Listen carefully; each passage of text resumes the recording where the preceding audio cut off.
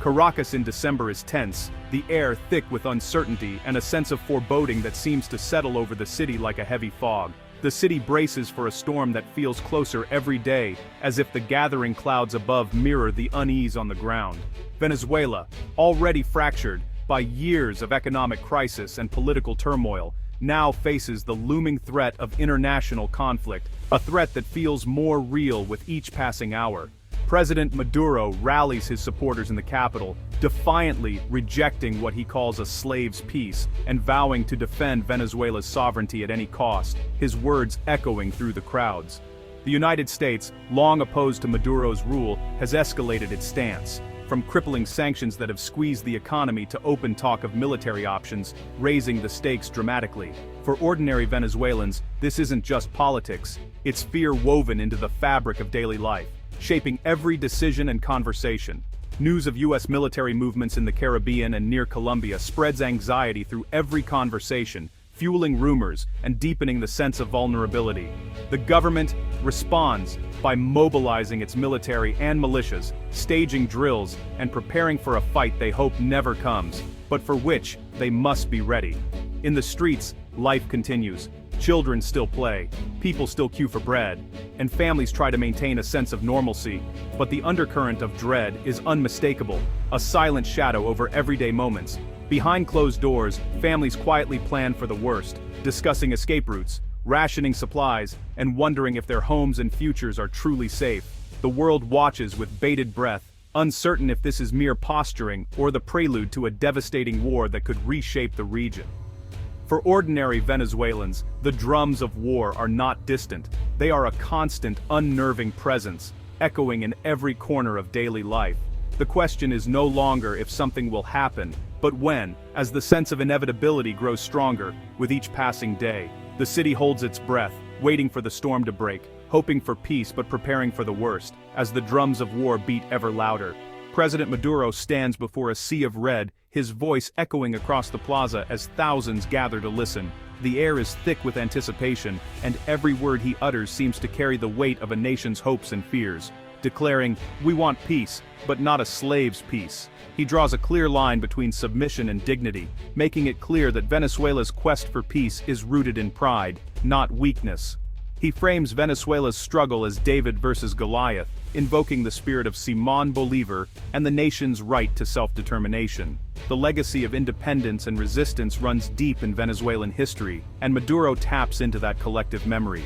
Maduro insists the U.S. threats are about oil, not democracy, a message that resonates deeply with his supporters, who see foreign intervention as a threat to their resources and way of life. He calls for dialogue, but only on terms that respect Venezuela's sovereignty.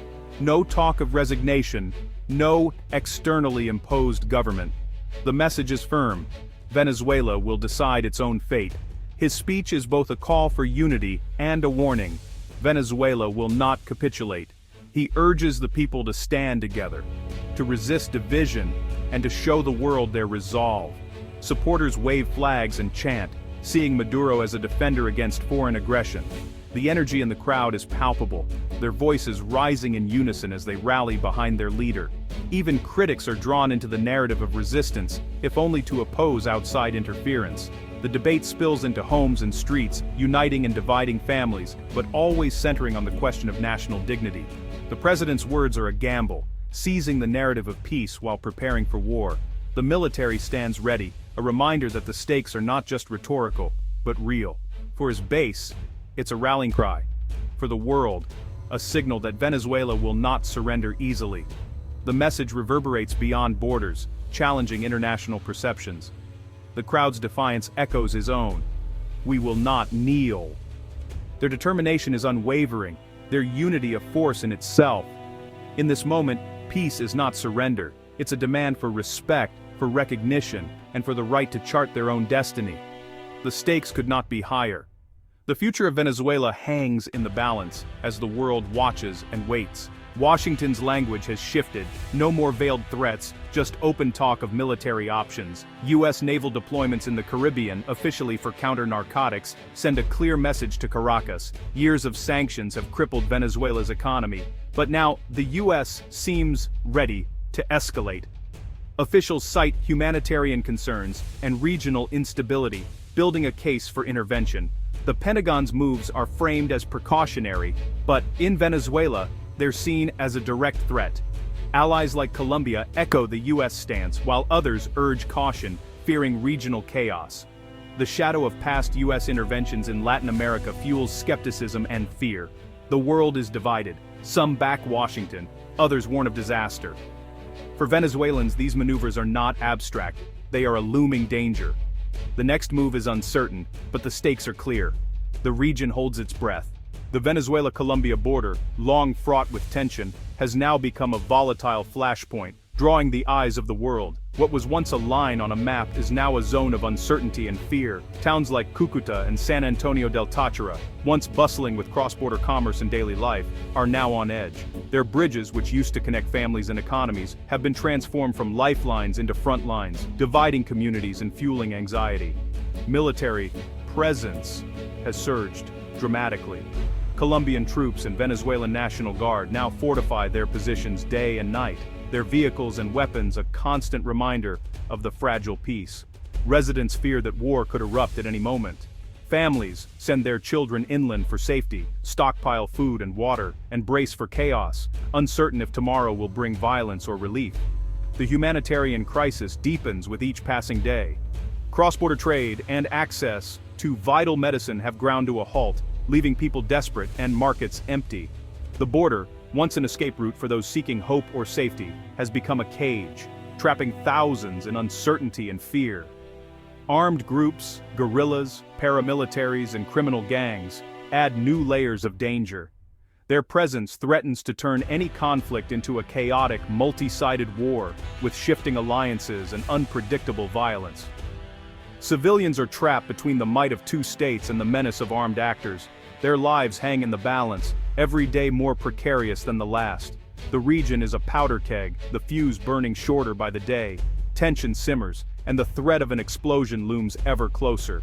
Every rumor, every military movement, every distant gunshot heightens the fear and uncertainty that grip these border communities. For those living here, the threat is immediate and terrifying.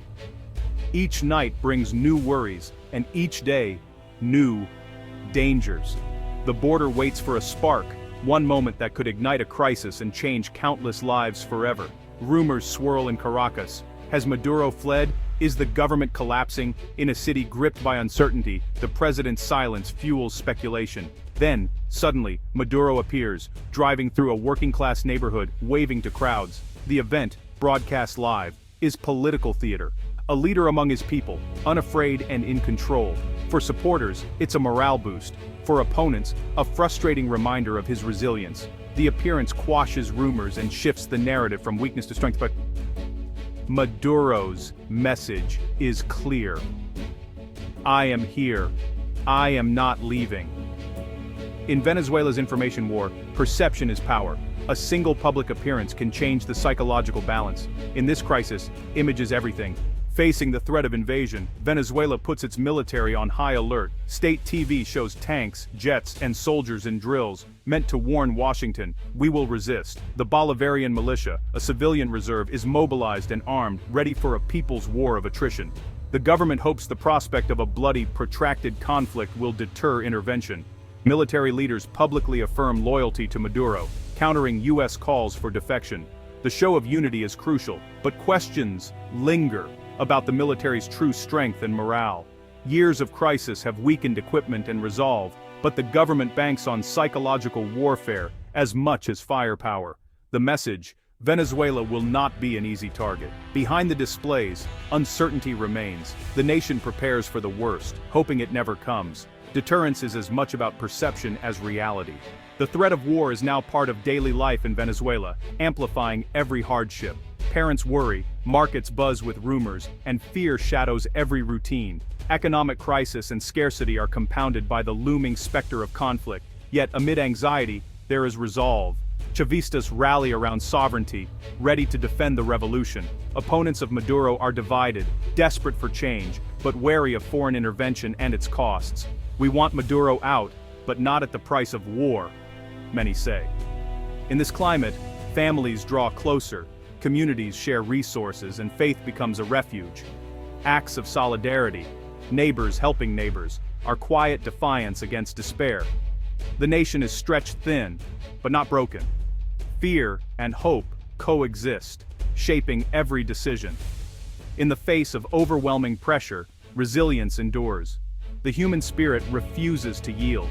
Beyond politics and military maneuvers, the crisis is measured in human suffering. Hospitals lack medicine, mothers search desperately for antibiotics, sanctions and collapse have gutted healthcare, turning treatable illnesses deadly. Millions have fled, risking everything for a chance at survival abroad. Families are separated, young people face lost futures, and a new wave of migration looms if war erupts. Inside Venezuela, hope is scarce, education disrupted, dreams deferred, a generation in limbo. Most Venezuelans, regardless of politics, want peace and a return to normalcy. Their voices are drowned out by the noise of conflict, but their longing for safety is universal. The true cost of this crisis is not in headlines, but in lives upended and futures lost. Ordinary people bear the heaviest burden. Their fate hangs in the balance. In Venezuela, information is a weapon. Propaganda and rumors shape reality. State media shows a nation under siege. Opposition channels highlight collapse and chaos. For ordinary people, finding the truth is nearly impossible. The fog of misinformation deepens polarization and fear, fueling panic and uncertainty. Independent journalists risk harassment and detention to report the human cost of crisis. Their work is vital, offering rare glimpses of reality amid the noise. The world must seek out diverse perspectives, listening to the voices of those most affected. Understanding their hopes and fears is key to grasping the crisis. The search for truth is a moral imperative. Only with clarity can peace be pursued. Venezuela's future depends on it.